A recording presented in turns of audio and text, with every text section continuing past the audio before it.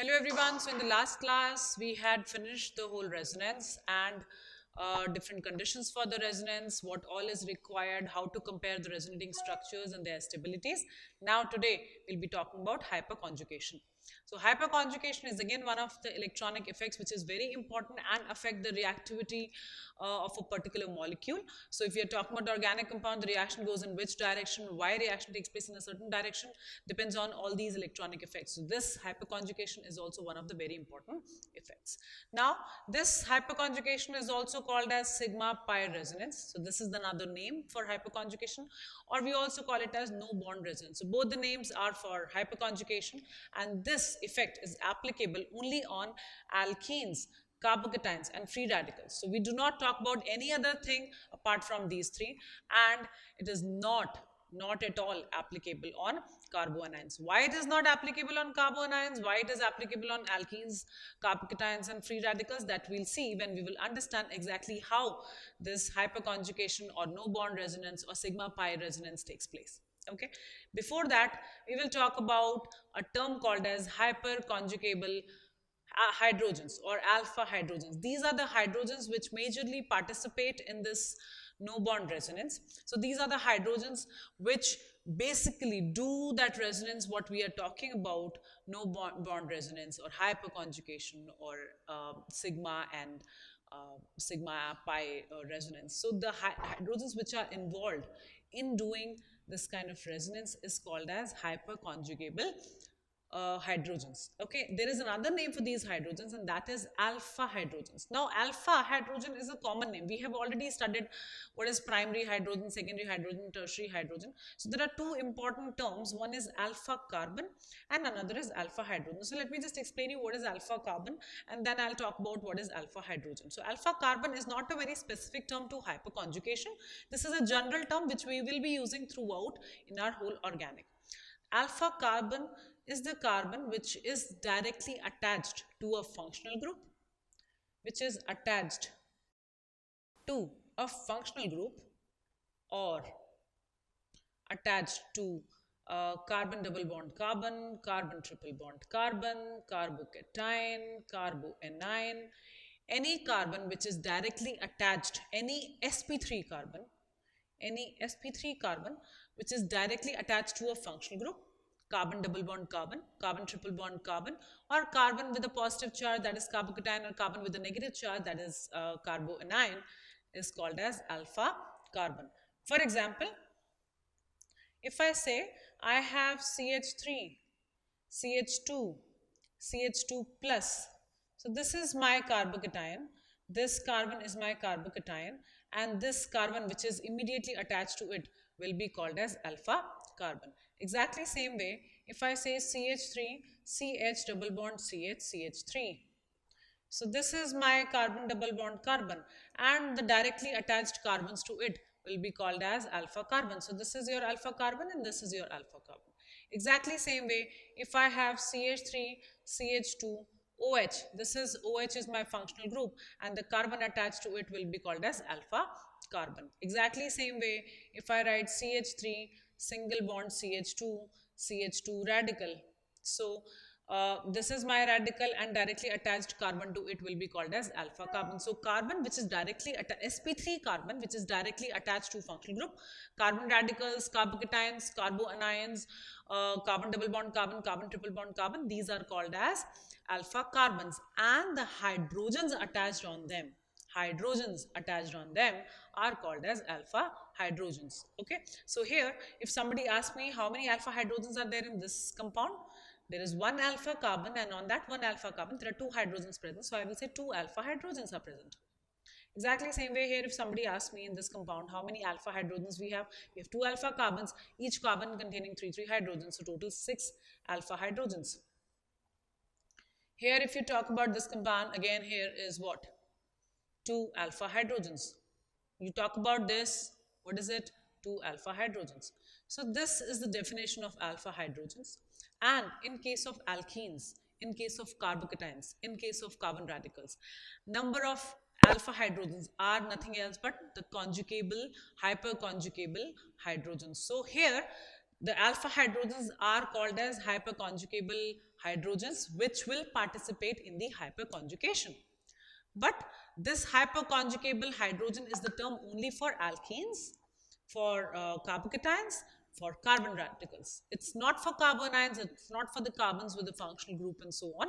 So only 3 compounds have whatever alpha hydrogens will be called as hyperconjugable alpha hydrogens also. Okay, so now let's see in some compounds. I'll list down some compounds and let's figure out what all how many hyperconjugable hydrogens are present on those in those species. Let's quickly check these examples or these structures and let's figure out how many alpha hydrogens or hyperconjugable hydrogens are present in these structures. So we need to first understand which hydrogens are gonna participate in hyperconjugation, and then we will understand the concept of hyperconjugation. Okay, let's quickly look at the first structure. The first structure is CH3CH2 plus. I told you the carbon which is immediately attached to the carbocation is the alpha carbon, and the hydrogens attached to it are the alpha hydrogens. So this is my alpha carbon having 3 alpha hydrogens. So number of alpha hydrogens are 3. Okay, now look at this. Both of these carbons will be acting as alpha carbons. So total number of alpha hydrogens are 6.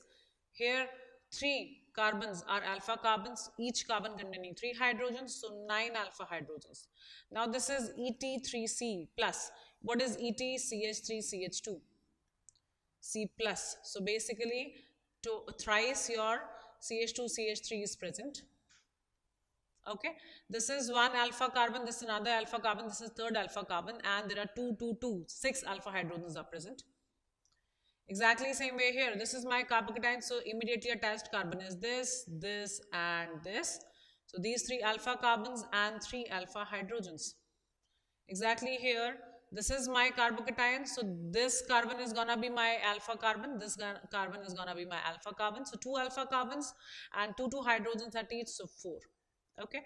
Here, this is the carbocation. This carbon is gonna be my alpha carbon, and how many hydrogens would be present there? Just 1. So this carbon is my carbocation. So this is my alpha carbon and this is my alpha carbon. So 3 alpha carbons at 2 places there is CH2, CH2, and at 1 place it is CH3. So how many? 7 alpha hydrogens. So this carbon has, this is directly attached carbon and this is directly attached carbon. And 1 hydrogen is here and 2 hydrogens are here. So 3 hydrogens here. Now this carbon has direct attachment with this carbon, and this carbon. So 3 carbons. Okay, so 3 hydrogens here, and 2 here. So total 8. So 8 alpha hydrogens are present in this compound. Okay, now let's see few more compounds. This is the compound. Now this is my CH2 double bond CH2. This carbon is gonna be my alpha carbon, and hydrogens attached to it are gonna be alpha hydrogens. So there are 3 alpha hydrogens here, 6 alpha hydrogens here, 9 alpha hydrogens here, 12 alpha hydrogens here. I hope you guys are getting it. 4 alpha hydrogens here. This is alpha carbon, this is alpha carbon, and this is alpha carbon. So 3 plus 2 plus 2, 7 alpha hydrogens here. This is alpha carbon, this is alpha carbon, this is alpha carbon, and this is alpha carbon. So 2 hydrogens here, 2 here, 3 here, and 3 here. So how many? 6 plus 2. 6 plus 4, that is 10. Now this is alpha carbon, this is alpha carbon, so 4. Now this is alpha carbon, this is alpha carbon, this is alpha carbon, and this is alpha carbon. So 2, 2, 2, 2, 8. Exactly same way. This is alpha carbon, this is alpha carbon, and this is alpha carbon. So these are 3 alpha carbons, and 2 hydrogens here, 2 hydrogens here, and 1, 2, 3, 1 hydrogen here. So 5 alpha hydrogens. Now this is alpha carbon, 3 alpha hydrogens. These 2 are alpha carbons, so 6 alpha hydrogens. So that's how we are going to identify the alpha hydrogens, which are eventually gonna participate in the hyperconjugation. Okay, so this is, we have got to know how to figure out which hydrogens are participating in hyperconjugation. Now let's understand what exactly is hyperconjugation. Now, as I mentioned, alpha hydrogen is the hydrogen present on the alpha carbon, which is neighbor of carbocation, or immediate neighbor of carbon double bond carbon, or immediate neighbor of your carbon radical. How do they actually participate in the hyperconjugation? We will understand one by one, but let's see whether what we have learned is right or not. So here I have taken three cases. One is for carbocation, one is for alkene, and the third one is for carbon radical. And let's see what exactly we are talking about. So this is my CH2 plus, so this is my carbocation, and here what I have, the carbon here is an sp3 carbon. This neighboring carbon is an sp3 carbon, and this is one of the hydrogens apart from all the hydrogens are there. So assume there is just one alpha hydrogen, okay, and assume there are some other groups are present. So basically, if whatever way one alpha hydrogen is behaving, same way other alpha hydrogens will also behave. So I'm just taking the reference of one alpha hydrogen. So now what we have to see is this carbocation means it has an empty p orbital carrying a positive charge. This is empty p orbital. What will it try? It will try to form the pi bond with the neighboring carbon. But neighboring carbon is an sp3 carbon which has already made all single bonds, right? So now that doesn't have capacity to form a new bond.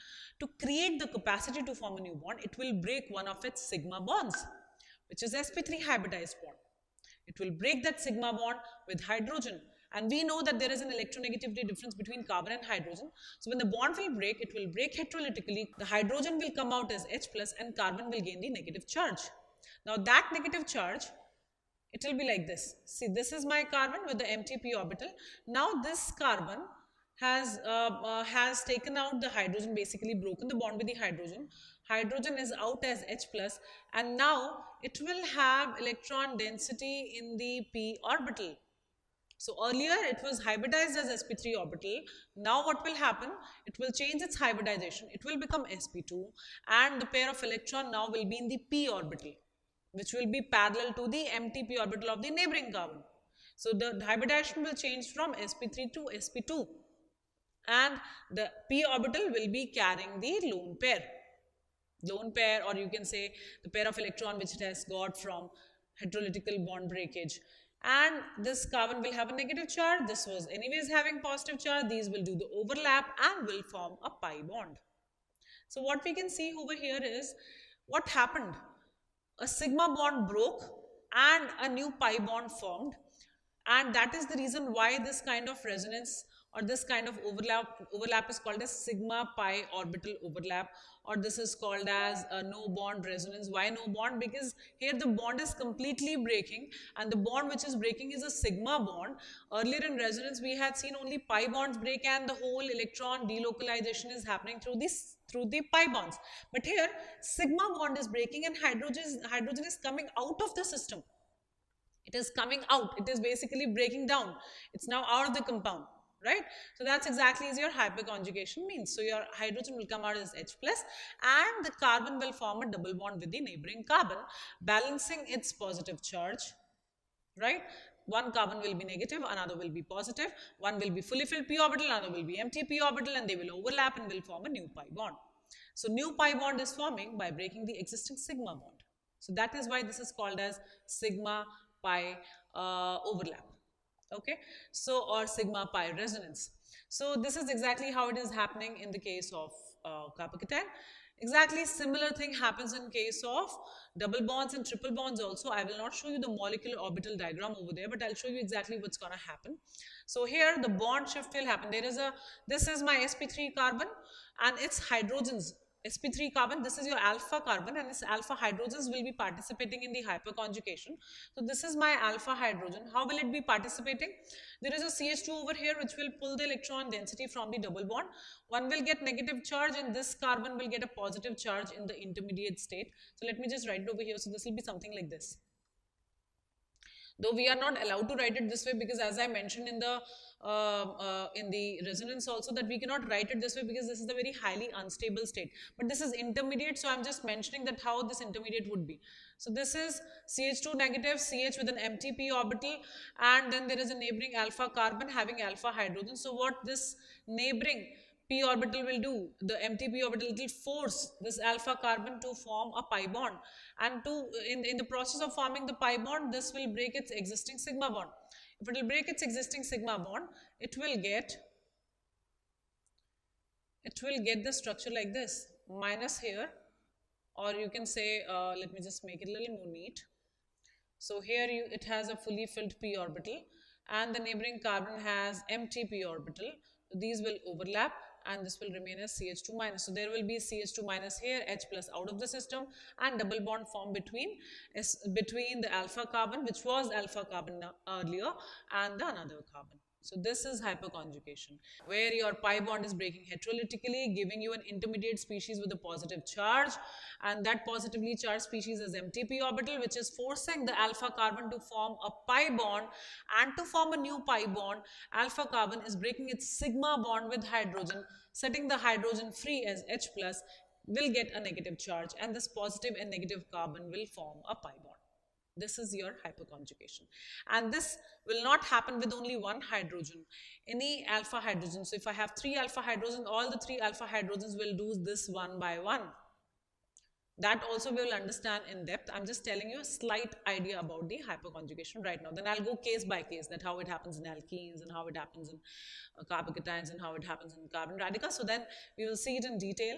But right now, this is just a slight idea what I'm trying to give you, that how hydrogen is participating in the resonance. So basically sigma bond is breaking and new pi bond is forming.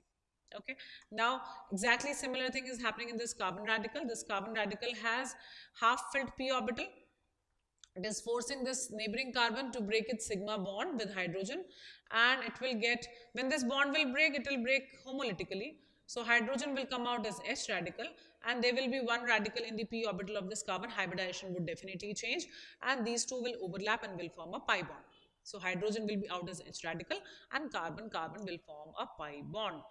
So this is the hyperconjugation in case of carbon radicals. Now let's understand this hyperconjugation in much more detail in each case, and then let's solve let's understand how alkene stability gets affected by hyperconjugation, how stability is related to hyperconjugation in case of radicals and carbocations, so that we get a better in-depth insight about the stability of the molecules. Okay, so let's quickly go through case by case, understand how exactly the hyperconjugation takes place in alkenes and how it affects the stability of different alkenes. Okay, and how do we decide which alkene is more stable than the another on the basis of hyperconjugation. So one more last point, why carboanions cannot show the hyperconjugation. They cannot show hyperconjugation because we need an empty p orbital or half-filled p orbital to form a new pi bond. But in case of carbanions, what will happen is your carbon will have a fully filled p orbital. So it cannot force to break the carbon bond heterolytically in opposite manner. Opposite manner as in hydrogen goes out as H minus and carbon gets a C plus. That will not happen because there is an electronegative difference. Either carbon can get a negative charge or it can become a carbon radical. It can never become a carbocation and hydrogen H minus ion goes out. So that's not gonna happen, and that's the reason why hyperconjugation is not possible in carboanions. Because if you want to do the hyperconjugation in this case, then what we would expect an empty p orbital from this sp3 carbon, because this carbanion carbon already has a fully filled orbital. If this kind of setup is there, then only it can form a pi bond, but never this carbon hydrogen bond will break in such a way that hydrogen comes out as H minus and carbon gets a positive charge. This is the reason why your carbanions cannot do the hyperconjugation, because they have fully filled p orbital, and these fully filled p orbitals cannot form the new pi bond by breaking the existing sigma bond of sp3 hybridized carbon. Okay, now let's talk about the hyperconjugation in alkenes. So next is hyperconjugation in alkenes, and let's understand now how exactly it takes place in alkenes. So I have explained to you what is the concept of hyperconjugation. So basically here the sigma bonds break, and the empty p orbital and one fully filled orbital or half filled p orbitals, they overlap with each other to form a new pi bond. So here in case of alkenes, what exactly happens is, if you see the carbon over here, carbon has a different electronegativity than hydrogen. So carbon is more electronegative and hydrogen is lesser electronegative. So the carbon present here has more electronegativity than hydrogen, and it will pull the electron density towards itself, causing the bond breakage between carbon and hydrogen. Hydrogen will become H plus and C will eventually become C minus. At the same time, let me just show you the intermediate species over here. So basically, I have taken this. Now the bond split happened between carbon and hydrogen. There is a CH double bond CH2, and the intermediate species formed is C minus CH double bond CH2. So now this C minus is in conjugation with CH double bond CH2. This C minus, that is fully filled orbital, will try to form the bond with the next neighboring carbon, and this carbon will split its bond in such a way that the terminal carbon gets negative charge and this carbon gets a positive charge. So this will become HCH double bond CH single bond CH2 minus. So first the formation of carbon ion is happening, and then that carbon ion is forcing the neighboring carbon, which is already involved in the pi bond, to break its existing pi bond and form a new pi bond with it. So basically your negative charge is in the conjugation with double bond and now doing the resonance. This is happening with one hydrogen over here, right? But the same process will happen with the other hydrogens also. So now what happens is, basically these two, this is, let's say, compound 1. Let's say this is my compound 1 and this is my compound 2. These are interconvertible into each other. So compound 1 will become compound 2, and then this H plus will again try to form a bond with this carbon, and when it will try to form the bond with the carbon, carbon will break its bond with the pi bond with the neighboring carbon, and this negative charge will try to form bond with the this carbon. So basically whole reverse system will also happen. Or I can also say, in the second one, this negative charge will try to form the pi bond. When this will try to form the pi bond, this pi bond will shift over here. This will become negative, this hydrogen and carbon will again form a bond, and there will be a double bond formation here. So basically reverse of the reaction will give you compound 1, and compound 1 when we'll do the shifting like this, where the bond is breaking like this and one is shifting over here, then or rather than writing it this sigma bond is converting into pi bond and this pi bond is breaking, then we will get 2. So 1 and 2 are interconvertible each other. That's why we say it's resonance. They are interconverting into each other. I am taking a reference of this one hydrogen here, but the exactly same process will happen with this hydrogen also, and exact same process will happen with this hydrogen also, right? So basically your structure 1 is convertible into 2, 3, 4, and then all these three structures are interconvertible back into 1. So basically I have 3 hyperconjugation structures, second, third and fourth. These second, third and fourth are basically using different hydrogens to show the hyperconjugation, and all of these will go back to the state of compound 1. Now there are some people who ask me this question, that what will happen to this H plus which has gone out? Won't this go out of system? How will it get back to 1?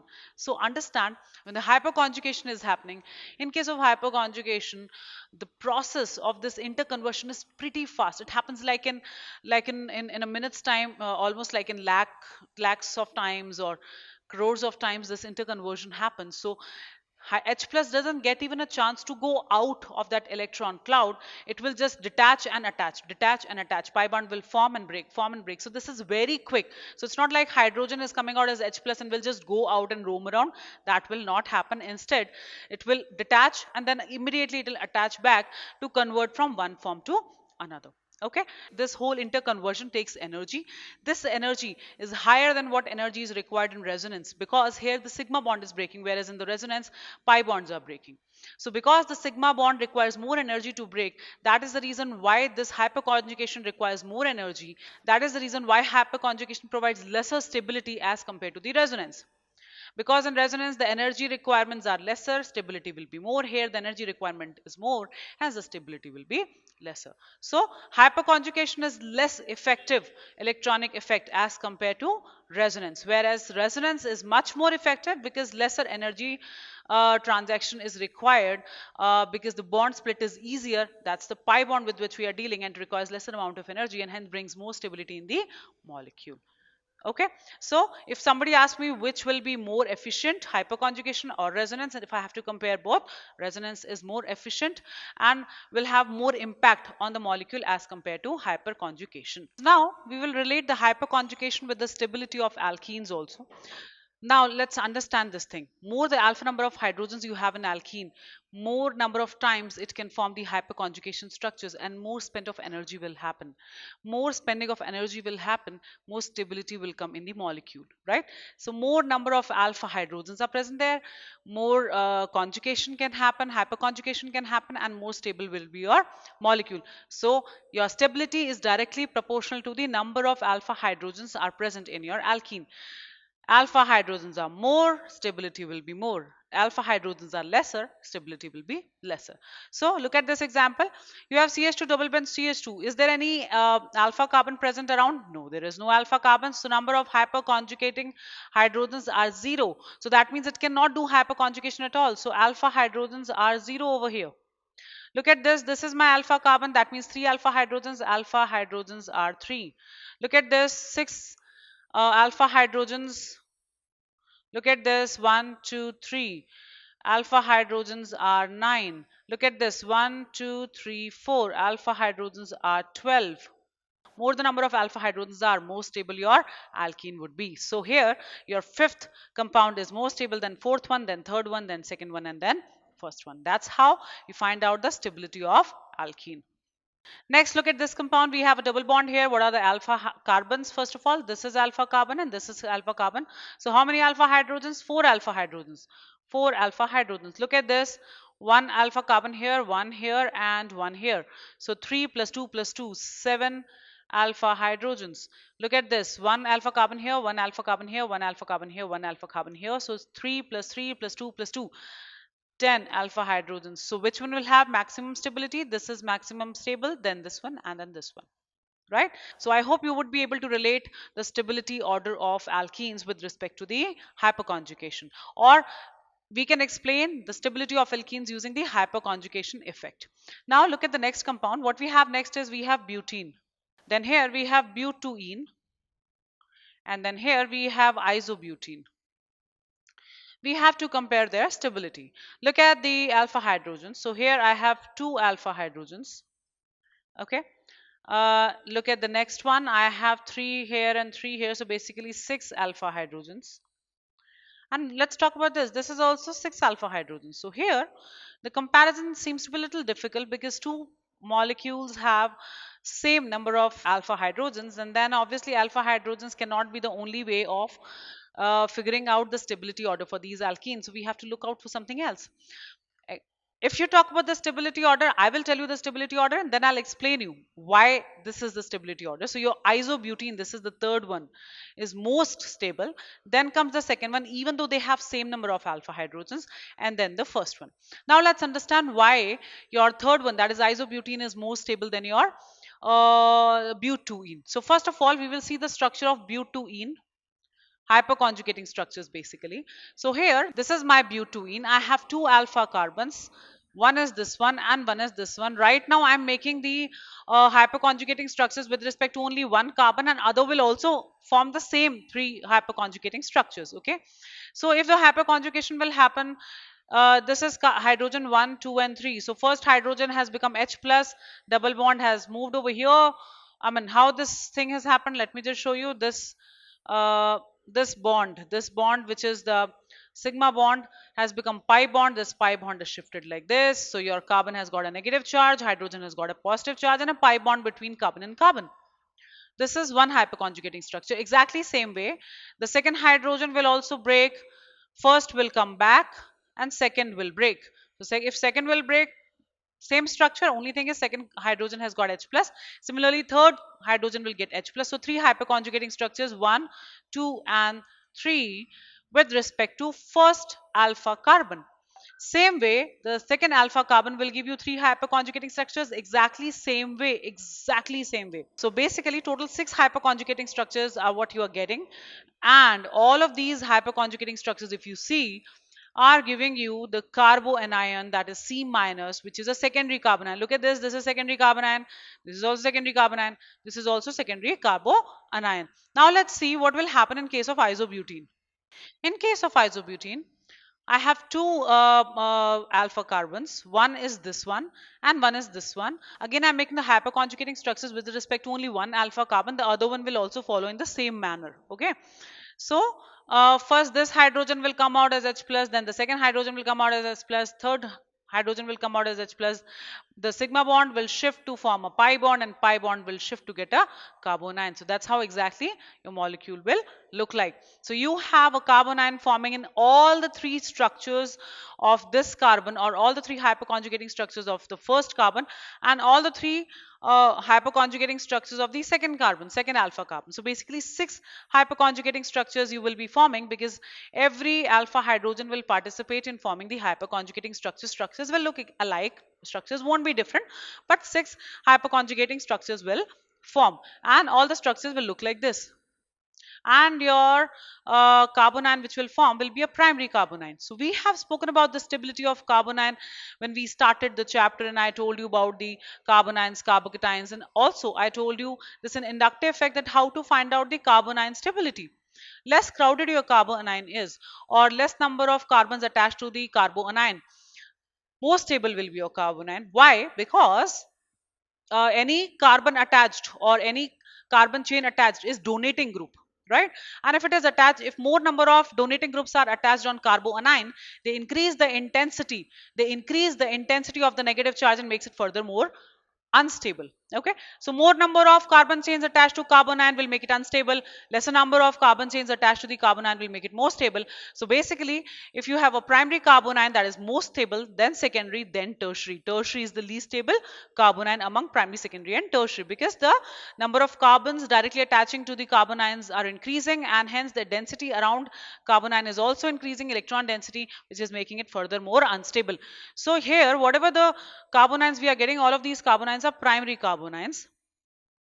So the previous case, that is butene was giving you secondary carbonyl, whereas isobutene is giving you primary carbonyl. Primary carbonyls are more stable than the secondary carbonyls, and that is the reason why your isobutene is more stable than your butene. Okay, so this is the reason why your isobutene is more stable than butene, even though they have same number of hyperconjugating structures. Now use the same application, use the same concept, and then try out these stability orders. I have written it over here. Take your own time and then solve it, and I'll quickly tell you the answer. Reasons you will find out on your own, and if you have any doubt in anyone, you can ask me in the doubts class. Okay, so now I hope you are done with the questions. Let's quickly check the answer. You have first compound and the second compound. We have to compare the stability between these two. In the first one, you don't have any hyperconjugable hydrogens, so 0 structures, whereas here you have 3, so this is more stable. Look at this one. 1 alpha carbon, that means 3 hydrogens. 2 alpha carbons, that means 6 hydrogens. This is more stable. Look at this one. 1 alpha carbon, 3 hydrogens. 2 alpha carbons, 6 hydrogens. Again, this is more stable. Okay, now try out few more questions. These are some questions listed again. Try it out on your own, and then I will quickly discuss the answers. Let's see the answers now. Here again, you have to just count the total number of alpha hydrogens, and accordingly, whichever has the more number of alpha hydrogens will be more stable alkene. So here you have this alpha carbon, 6 alpha hydrogens. Here you have this and this 6 alpha hydrogens. Here I told you how to check. When you have same number of alpha hydrogens, you will check the carbonyl stability. So you will be checking the carbonyl stability. This will give you a primary carbonyl, whereas this will give you a secondary carbonyl. And that is why this one is more stable than the other one, even though the number of alpha hydrogens are same. Again, let's talk about this. 1 and 2 alpha carbons. 1 alpha carbon over here, so this will be more stable than this one. Again here 1 alpha carbon, and here we have 1 2 alpha carbon, so more number of alpha hydrogens basically. So this is more stable. A second one is more stable. Here you have this as alpha carbon. Here we have this and this alpha carbons. So number of alpha hydrogens are more in the first one than second one. So first one is more stable. Exactly same way this and this is the alpha carbon. Here this and this is the alpha carbon. Number of alpha hydrogens are more in this. This is more stable. Alpha carbon here, here, here, here. So basically 8 alpha hydrogens. In this case 1 and 2, 4 alpha hydrogens. This is more stable. Look at the next one. These two are alpha carbons and these two are alpha carbons. Here these two and this is alpha carbon. So how many alpha hydrogens we have?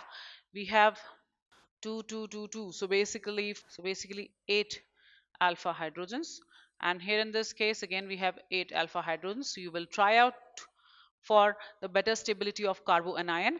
In this case, whatever the carbonyl will form will be resonance stabilized, whereas in this case the carbonyl form will not be resonance stabilized. That is the reason why 10th one has, in the 10th one, first one is more stable than the second one.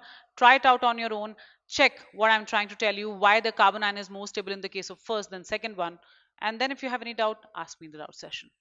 Now let's move to the next part, and that is hyperconjugation in the carbocations.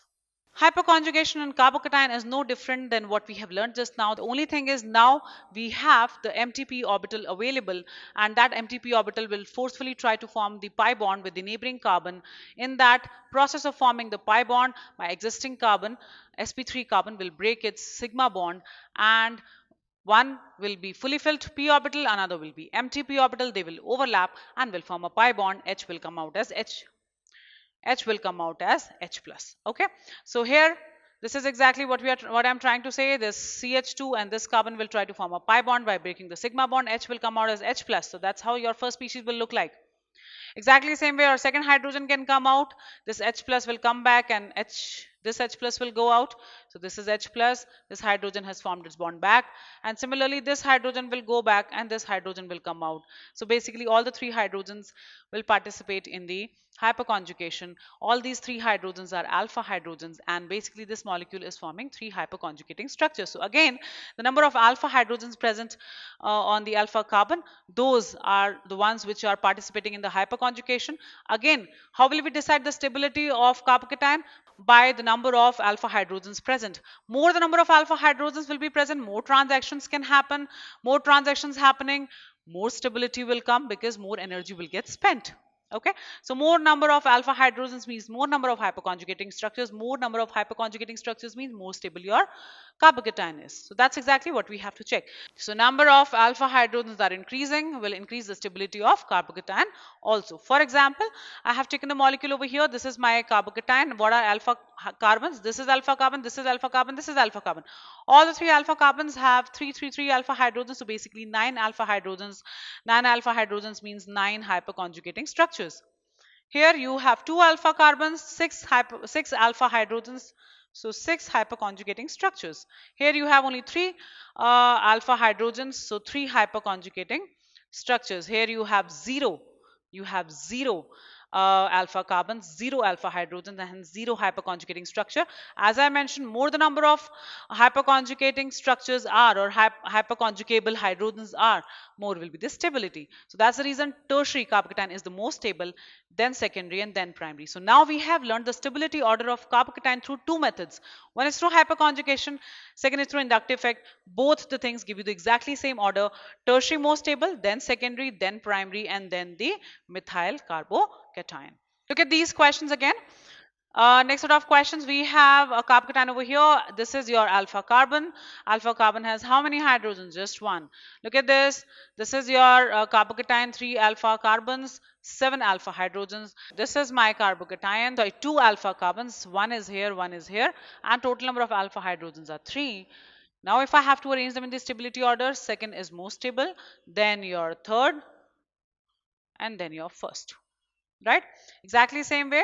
If you have 3 methyl groups attached, total number of hyperconjugable hydrogens will be 9. So 9 hyperconjugating structures. In case of ethane, it will be 6 hyperconjugating structures. In case of isopropyl, it will be 3 hyperconjugating structures, and hence the stability order is this. First is more stable, then second, and then comes third. Okay, so this is about the stability of carbocation, and I hope you would have understood the stability order. Try out some questions on your own. So these are the structures. Try out their stability on your own and tell me the answers. And if you have any doubt in these questions, you can ask me in the doubts class.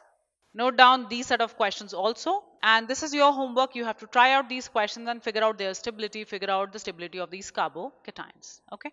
Next, we'll talk about the hyperconjugation in toluene. So basically, when you have a CH3 present on benzene, how it shows the hyperconjugation over there. So we have understood hyperconjugation in alkenes. We have understood the hyperconjugation in carbocations. Now I'm telling you hyperconjugation in toluene, which is very similar or exactly same as what we have learned in hyperconjugation in alkenes. So this is just application of the same thing. Now very carefully look at the compound given over here. This is benzene with CH3. So again, this is an alkene. Okay, and what will happen exactly is this is your alpha carbon. So it is like benzene with C, hydrogen, hydrogen, and hydrogen. So I have 3 alpha hydrogens. All 3 are capable of doing hyperconjugation. And when all of these 3 will do hyperconjugation, first of all, see how the first step will begin. So basically, the bond between one carbon and hydrogen will break, and this double bond will also break and it will form H plus. Double bond will be formed between the methyl's carbon and the benzene's carbon, and your this second carbon will get a negative charge, right? So here one hyperconjugation has happened with one hydrogen. Now same structure will be formed by the second hydrogen and same structure will be formed by the third hydrogen. So for the exact same structure, you have three structures. Basically, three different alpha hydrogens are forming three same structures, right? So these three hyperconjugating structures have formed. We have not spoken about the resonance happening next in the ring. We are just talking about the first step where one pi bond has formed and one sigma bond has broken. Now, all these molecules, all these structures, you talk about first structure, you talk about second structure, and you talk about third structure. All the three structures are capable of doing further resonance. Why? Because the negative charge which is there in benzene is in conjugation with the double bond. So, further resonance will take place. I will show you the resonance for only one molecule or one species.